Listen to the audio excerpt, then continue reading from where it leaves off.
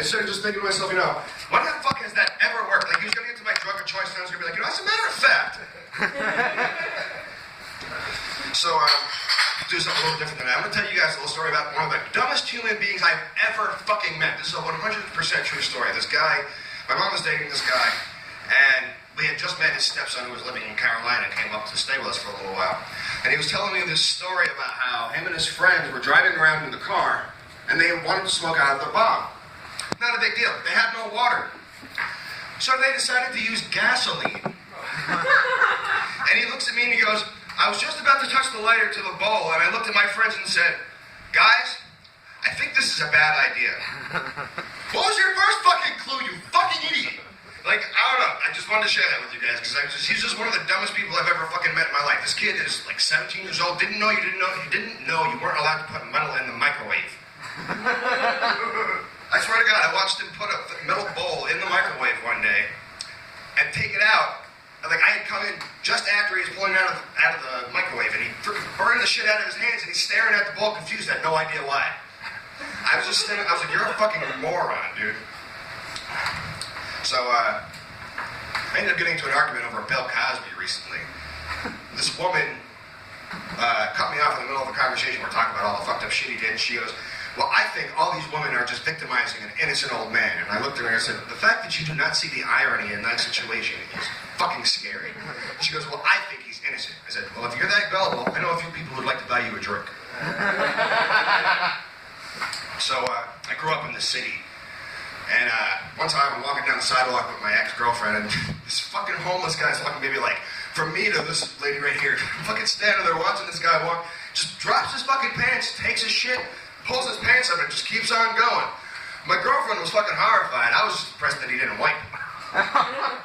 But when I was about 16 years old, I wanted to buy a fake ID because I used to go to a lot of concerts. And, well, the concerts I used to attend, you had to be 18 or older to get in. Well, me and my girlfriend going to Manhattan one day, and we're looking around trying to find somebody who looked like they would sell a fake ID. Didn't even bother asking. But on some weird stroke of luck, we're approached by a guy who could only be described as a black Gary Busey who just survived a house fire. And he comes walking up to us and he said, hey guys, I got these fake IDs here. You guys must have known we look really young, so I figured we'd be interested. He goes, I got these fake IDs here. You guys want to take a look? So I look at a few of them, and weirdly enough, one of the IDs he had looked almost identical to my ex-girlfriend's. So let's do some business. So we go to this side alley, and the guy starts acting really sketchy about me giving him the money first before he gives me the product. And I got really sketched out. I was like, fuck this, let's get the fuck out of here. So as we're walking away, the guy got pissed off, and he's walking alongside me, getting in my face, going, you wasting my fucking time, bro? Are you wasting my fucking time, bro? And I finally got scared, and I snapped. I was like, dude, you're fucking homeless. You have nothing but time. What the fuck could you possibly be late for? Yelling your manifesto at the cat behind the gas station? I think Mr. Sprinkles can wait. So, this is just one other weird thing that I noticed that happened to me the other day. Anybody here ever get messages from people on Facebook, from people you went to high school with, and then you look at their pictures and you wonder what the fuck happened to them? Because I got a message the other day from this girl that actually the girl I lost my virginity to, and she's like, oh hi, I haven't seen you in so long, blah blah blah. She starts flirting with me. So I decided to do a little bit of internet sleuthing, and I'm looking at her profile, and I was horrified because the picture I saw looked like David Spade. And she looked like she had 6 kids. I was like, somebody needs to tell that woman it's a vagina, not a clown car. So I guess I'll end it with this, guys. I'm afraid of spiders. Anybody else here afraid of spiders? Woo! Alright, so a couple of you guys will relate to this. I was sitting in my house the other day, me and my friend are just chilling, and this spider got in my house that was so fucking big, I didn't even see it at first. I heard it walking across the floor. I turned around, I started to freak the fuck out because I made eye contact with this fucking thing. And my buddy goes, what's the big fucking deal? I was like, it's wearing my shoes! So, it's still there. I'm making pay rent now. His name's Greg. He's a pretty cool guy. He's a real lawyer. But besides that, after meeting Greg, I gave it a lot of thought, and I thought about it. If I die, I want to be reincarnated as a spider. The reason is because it's probably the only time in my life I'll ever hear, oh my God, it's huge. That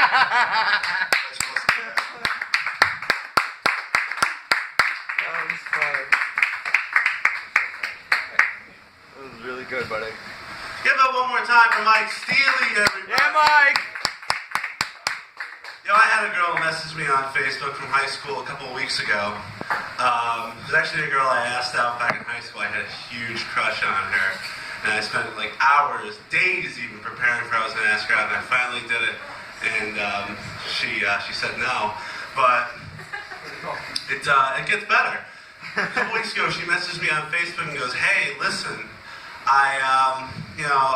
I know we haven't talked in a while, but I've been thinking about what you asked me out in 11th grade, and I got married last year, and he turned out to be very abusive, and we ended up getting divorced, and I remember thinking about how you asked me out, and I said no, and looking back on it, I think I made the right decision. Give it up for your next comedian, Nick Anthony."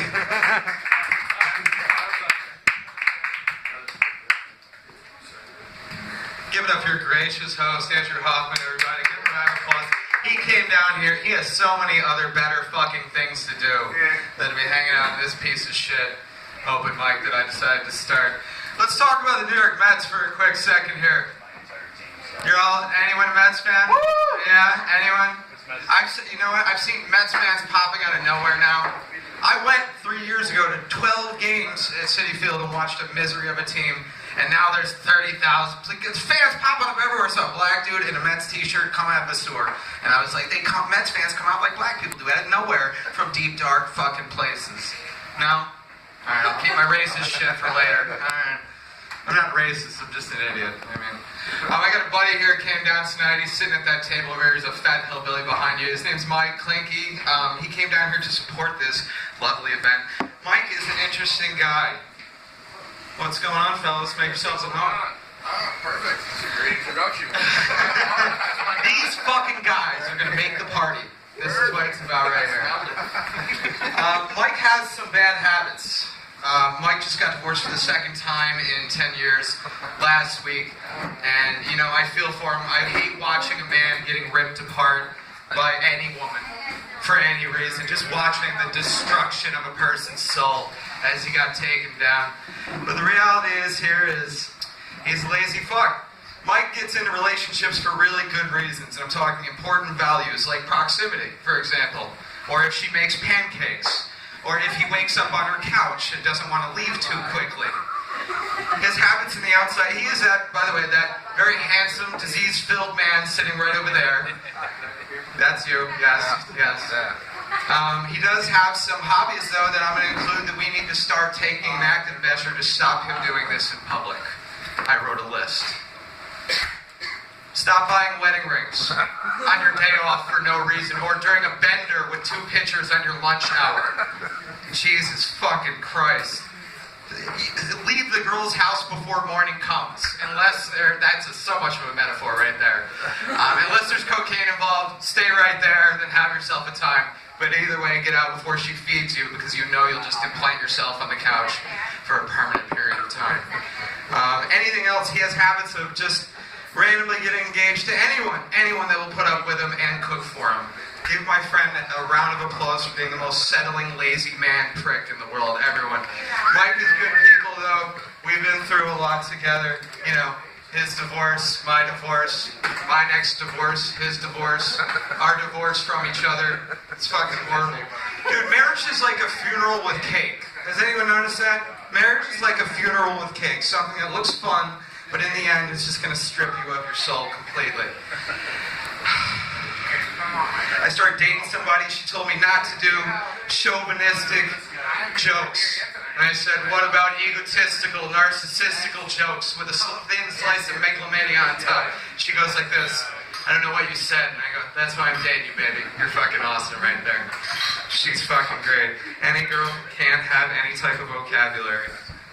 This is from a sociology major, by the way. I wrote some stuff, and there was weed, and there was some girl. Somebody introduced me at an open mic as a Schenectady native, because I was always in Schenectady for obvious reasons, between the hours of 5 p.m. and 1 a.m. on Friday and Saturday. Drugs and hookers, obvious. He's like, he's a young kid, he was a good kid. He was like, the next comedian up is a Schenectady native, because he really had nothing to say. And I walked up there and I laughed and I was like, people, I am not from this city. I am not from Schenectady, I just buy my drugs here, that's it. That's the only reason you come out here. Colony is a waste of time. Colony is 10 miles in between Albany and Schenectady. That's 10 miles more worth of crap put on my car just to pick up weed. Like, I mean, it's just a fucking inconvenience. Everything in Colony is white women, police. I hate it all. Jesus Christ. I used to live out in Corning, New York. It's a lovely, lovely town in Chemung County, about 3 fucking hours into the middle of God's. It's not God's country, actually, because no one's there, so God doesn't even know it exists. We used to go out there. They have a last call at 1 a.m.